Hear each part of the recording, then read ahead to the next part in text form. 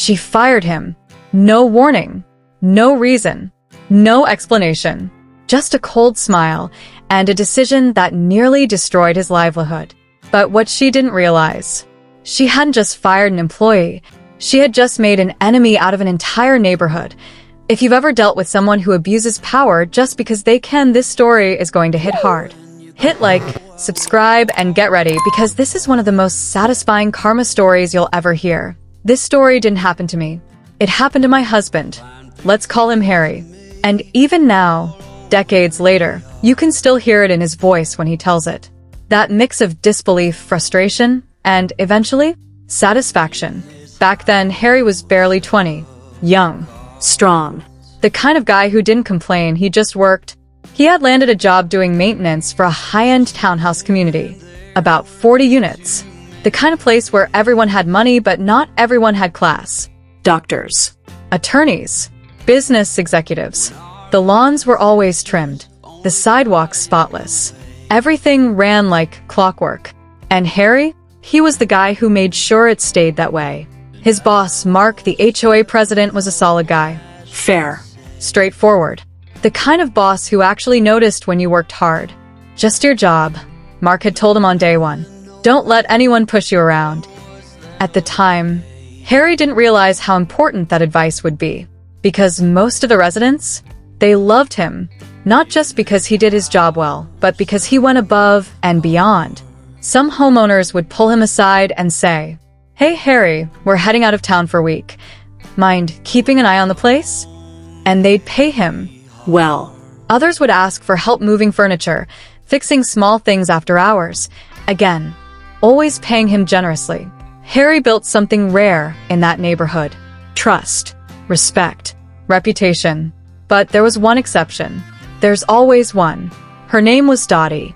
And if entitlement had a face, it would be hers. Dottie was a widow who had never worked a day in her life. She had married into money and wore it like a crown. Everything about her screamed superiority. The way she spoke, the way she looked at people, like they were beneath her. Mark had warned Harry early on. "She's trouble," he said. "If she doesn't get her way, she runs straight to a lawyer." And it wasn't an exaggeration. Apparently, the HOA had spent more money fighting her legal complaints than they had collected in maintenance fees over 6 months. That's how bad she was. And for some reason, she decided Harry was her next target. It started small. One winter morning, snow blanketed the entire neighborhood. Harry had his route planned. Clear the far side first. 2 doctors lived there. Emergencies mattered. But as he fired up the plow, Dottie appeared. Out of nowhere. Fur coat. Arms crossed. Eyes narrowed. "You'll do my driveway first." Not a request. A command. Harry paused. "I'm sorry, ma'am. I've been instructed to start on the other side." Her lips tightened. "I don't care what you've been told." The air shifted. That moment, right there, that was the beginning. And it didn't stop. She would corner him whenever she got the chance. Demanding favors. "Move these boxes to my attic. Carry these flower pots to my garage." And every time Harry calmly explained, "I can do that after work hours, but it's not covered by HOA duties." Her face would twist. "But you do things for Larry, and Barb, and Bill." He nodded. "Yes, because they pay me separately." That word, pay, seemed to offend her, as if the idea that she had to pay someone was beneath her. From that moment on, she didn't just dislike Harry. She resented him. Years passed, and something unexpected happened. Dottie ran for HOA president. Now you'd think no one would vote for her, but people were tired. Tired of her constant complaining. Tired of being her target. So, they had an idea. "Let's put her in charge," they said. "Let her deal with the problems for once." It sounded poetic. Almost clever. But they didn't think it through. Because the moment Dottie got power, she used it. Immediately. Harry still remembers that day. He was called in. No warning. No discussion.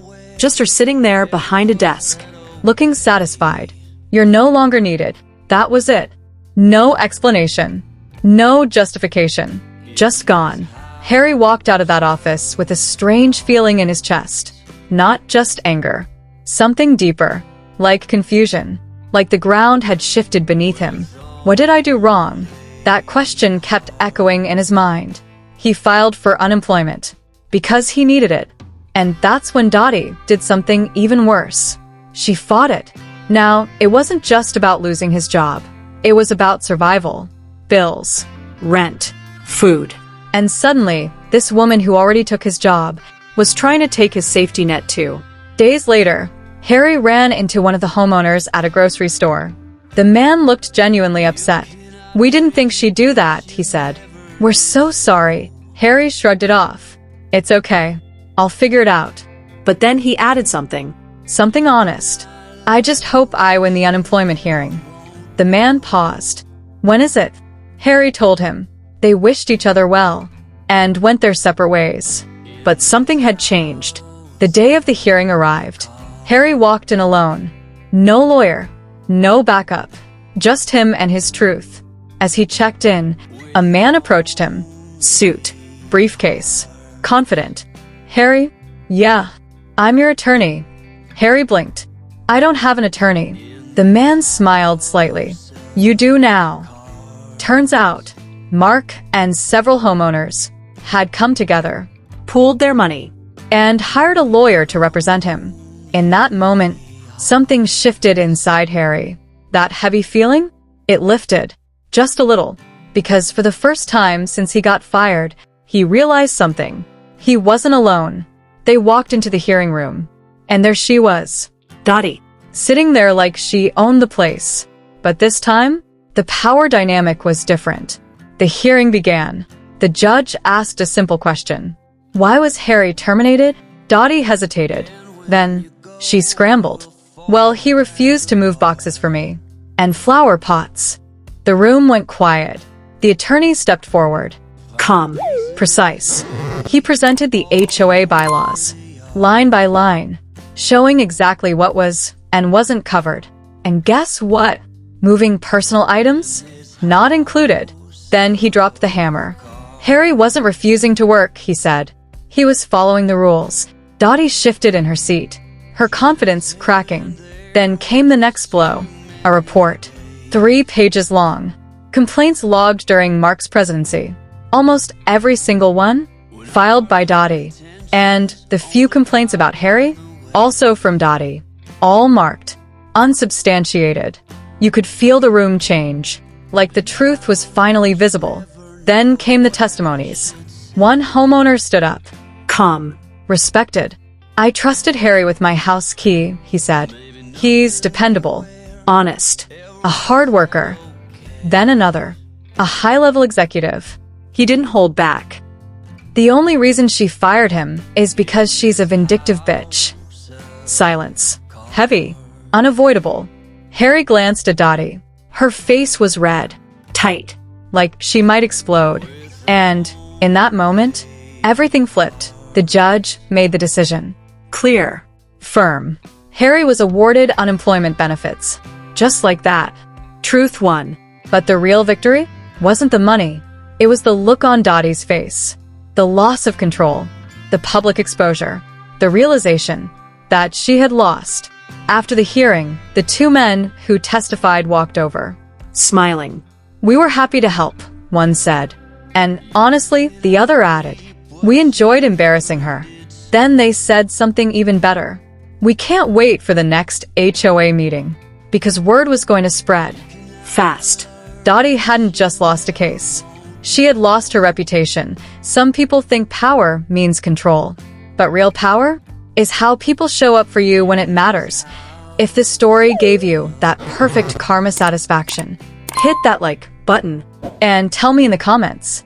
Have you ever seen someone abuse power and get exactly what they deserved? And don't forget to subscribe for more stories that prove one thing. Karma always catches up smiling face with horns.